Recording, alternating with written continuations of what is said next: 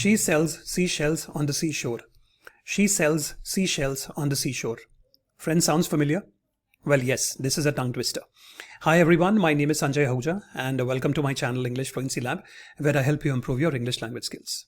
Now friends, in this video, I'm going to talk to you about why you should not be using tongue twisters if you are at the beginner's level or if you want to improve your English fluency. Now, before I go ahead in this video, friends, I want to make a disclaimer out there that this video is not against any particular trainer or coach or any particular YouTuber. I know that there are many videos out there which the title says that use these 5 tongue twisters and improve your fluency. Well, my view is exactly the opposite, and this is my personal opinion. This is not against anybody, right? You may accept my view, you may reject my view. That's totally up to you. Now, I'm going to give you 6 reasons why you should not use tongue twisters if you're helping someone communicate better. Now, reason number 1 is that basic pronunciation itself is difficult. Now, friends, I coach a lot of people from India, and they have a lot of regional influence, or what we also call the mother tongue influence. They struggle with basic pronunciation like the sound of sh, s, p, and d, right? And when they are struggling with basic pronunciation, is there any sense in giving them tongue twisters, right? Because which are inherently difficult, which are designed like that? No, at least I don't think so, right? I think you should increase the level of difficulty step by step when you're helping somebody at the beginner's level. So that's reason number 1, that basic pronunciation itself is difficult. It makes no sense to introduce tongue twisters. Reason number 2.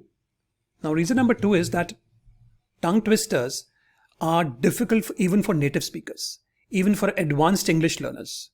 Right? I mean, the words are organized like that. I started this video by saying she sells seashells on the seashore. Now, if I were to repeat this 5 or 6 times, I'm sure even I would struggle with it. Right? So when there is something with which even native speakers find it difficult, why would you give that to a beginner? Doesn't make sense at all, right? So that's reason number 2, that even native speakers struggle with the tongue twisters. Why would you give that to a beginner? Or why would you give that to somebody who wants to improve their communication skills? Okay, let's come to reason number 3. Reason number 3 is that tongue twisters cause tension. Now, tongue twisters, as I told you, the words is organized in such a way that they make your mouth muscles and your kind of jaw muscles a little tense. Now, that's very contrary to what you would want.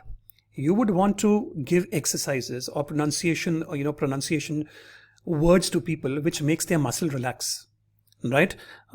If you give them tongue twisters which kind of tense their muscles, they're going to get frustrated, right? So rather than giving them something which causes tension, which makes their muscles very tense, give them something which is easy to pronounce and then increase the level of difficulty, right? So that's reason number 3, that they cause tension.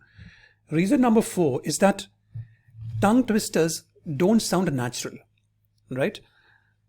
Now, you don't talk like this in your daily language, right? I mean, she sells seashells on the seashore, and there are other tongue twisters also which are kind of, which are difficult to pronounce.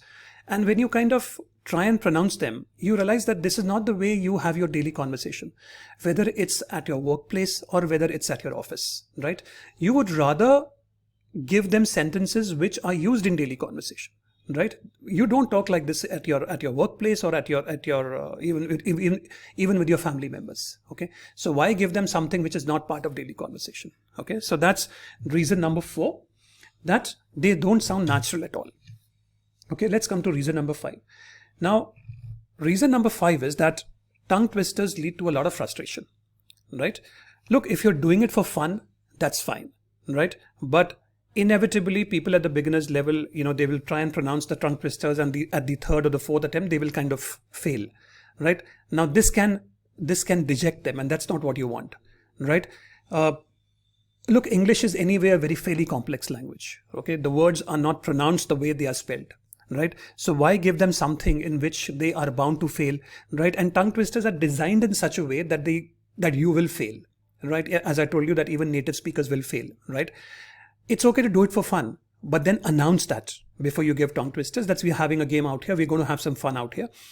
Tell that to the audience. But if you don't, if tongue twisters are a way of judging their fluency, well, then it's going to lead to frustration. Okay, and which is not very good. At least I don't want that in my students.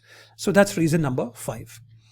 And friends, the final reason is that, look, public speakers and actors do use tongue twisters, but they use it for a fairly different reason, right? They use it to kind of relax their mouth muscles. They use it for diction. They use it for enunciation. They are already good at their communication skills, right? They are not at the beginner's level. They are not struggling with the language. So they use tongue twisters for a fairly different reason altogether. And people at the beginner's level should not use that. And I've told you about the 5 reasons, right? So public speakers and actors use it for a fairly different reason. And that reason may not apply to people at the beginner's level. So friends, these were my 6 reasons for why you should not use tongue twisters, right? If your coach or if your trainer wants to use them for fun, that's great. Okay, it's a great exercise to have some. It's a great exercise to have some fun. But I would announce it to the audience that, look, let's have some fun and let's introduce some tongue twisters, right? So friends, what do you think of these 6 reasons? Do you agree with me? I'd love to know your opinion on it. Please post your comments. And if you think that this video has added some value, please give me a like. Please subscribe to my channel and please do press that little bell, because I keep coming up with videos like these to help you improve your English language skills. Thank you very much, and I will see you in the next one. Bye-bye.